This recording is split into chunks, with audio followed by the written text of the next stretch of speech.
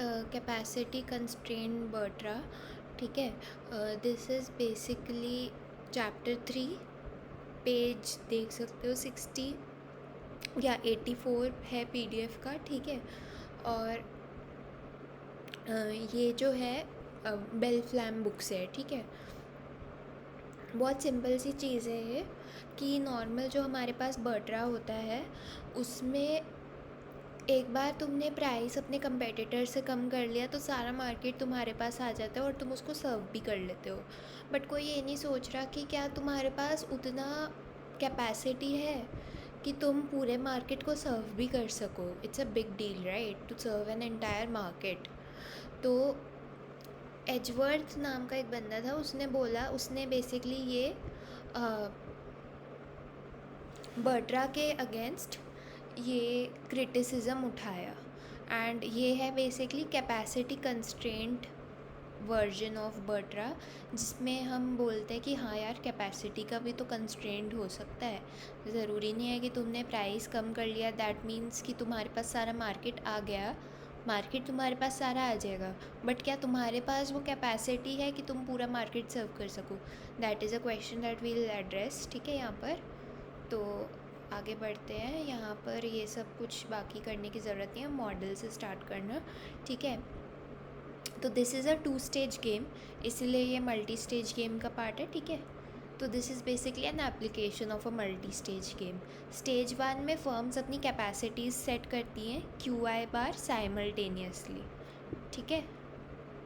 तो वो डिसाइड करती है कि लेट्स से उनको फैक्ट्री का साइज़ कितना बनाना है, all of that right. Stage 2 में फर्म्स प्राइजेस साइमल्टेनियसली सेट करती हैं, ठीक है। मार्जिनल कॉस्ट कैपेसिटी का C है, मतलब तुम जितने भी यूनिट्स बनाते जाते हो उसका जो मार्जिनल कॉस्ट है वो C है, ठीक है, कैपेसिटी बनाने का उतना। तो अगर तुम 100 यूनिट की कैपेसिटी बनाते हो 100C दोगे, ठीक है। This is incurred in the first stage, क्योंकि फर्स्ट स्टेज में कैपेसिटी बनाई जा रही है, तुम्हारी फैक्ट्री बनाई जा रही है। अब एक बार कैपेसिटी बन गई, फैक्ट्री बन गई, तो marginal cost of production is zero. कुछ प्रोडक्शन का कोई कॉस्ट नहीं है, सिर्फ फैक्ट्री बनने का कॉस्ट था, ठीक है। इस सेटअप में हम कैरेक्टराइज करें सब गेम परफेक्ट इक्विलिब्रियम क्या है वो देखते हैं, ठीक है। अब सब गेम परफेक्ट इक्विलिब्रियम में हमें पता है कि क्या होता है। जब भी हमने 2 स्टेज गेम्स देखी हैं राइट, तो उसमें हम जब भी सब गेम परफेक्ट इक्विलिब्रियम की बात करते थे तो एक तो हम ये बोलते थे कि सेकेंड पीरियड में नैश ही होगा राइट। तो एक तो चीज़ ये हो जाती थी, और साथ में हम देखते थे कि उस स्ट्रैटेजी से ओवरऑल गेम में, मतलब जैसे हमने वो ट्री याद करो जो हमने सबसे पहली मल्टी स्टेज गेम का बनाया था, उसको हमने तोड़ा था बेसिकली 2 सब गेम्स में। एक was the entire game itself and the second was the game in the second stage right. And what we realized was कि सेकेंड स्टेज वाले गेम का तो नैश ही होगा, उस क्योंकि वो लास्ट पीरियड है उसमें नैश ही होना है, तो इसलिए वो उस गेम का सब गेम परफेक्ट इक्विलिब्रियम था। और ओवरऑल गेम का सब गेम परफेक्ट इक्विलिब्रियम वही है, उसके लिए हमने डेविएशंस चेक कर ली थी कि भाई इससे कोई डेविएशन तो नहीं हो रही राइट। ऐसे हमारा प्रोसेस था, ठीक है। एक सेकेंड, अगर मैं फटाफट खोल के दिखा देती हूँ कि मतलब मैं किस चीज़ को रेफ़र कर रही हूँ।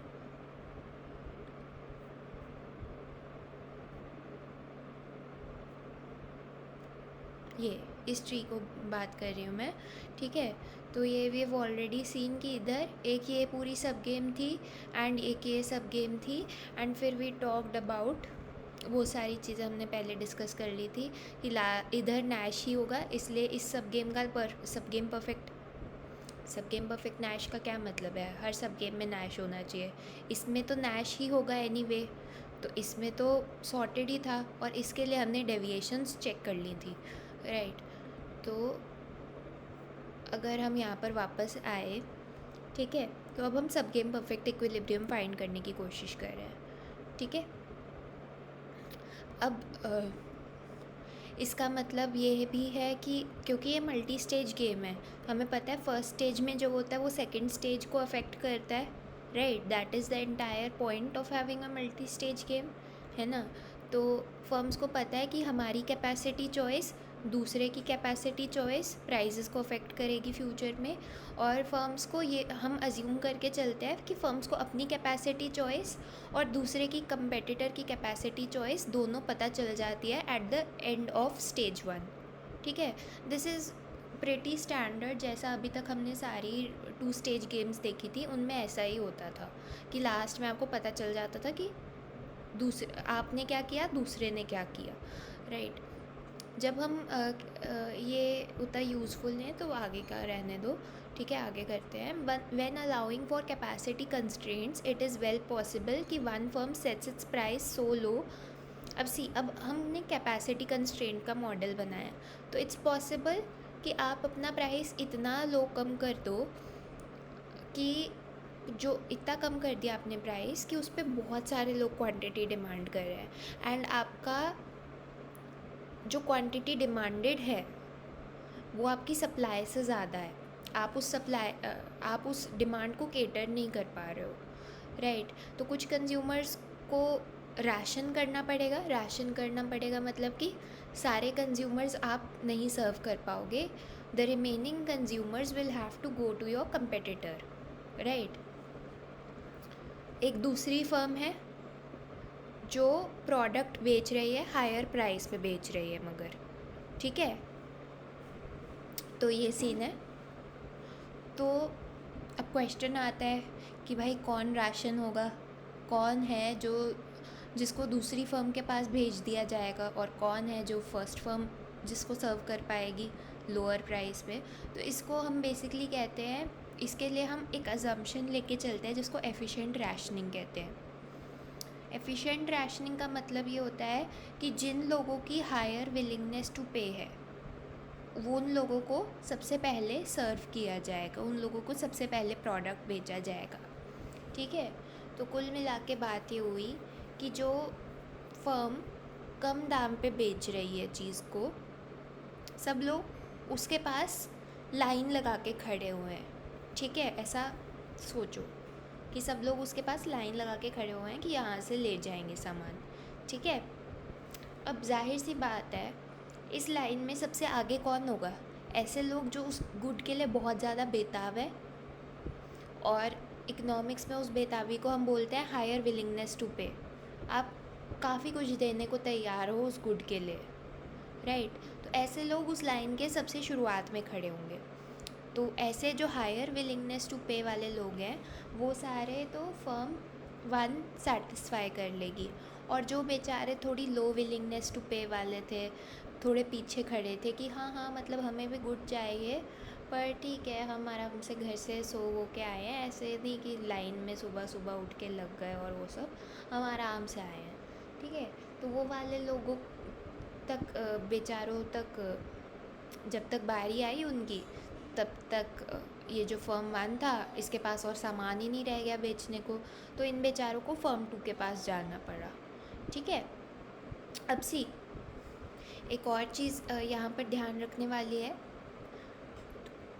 एक चीज़ तो ये ध्यान में रखना कि ऐसा नहीं है कि जो मतलब ये डाउट आ सकता है कि जो लोग ज़्यादा पे करने के लिए रेडी है वो लोग महंगी वाली फर्म से ख़रीदेंगे, और जो लोग कम पे करने को रेडी है वो सस्ती वाली से ले लेंगे, है ना। बट द थिंग इज़ कि ऐसा नहीं हो रहा है यहाँ पर, ठीक है।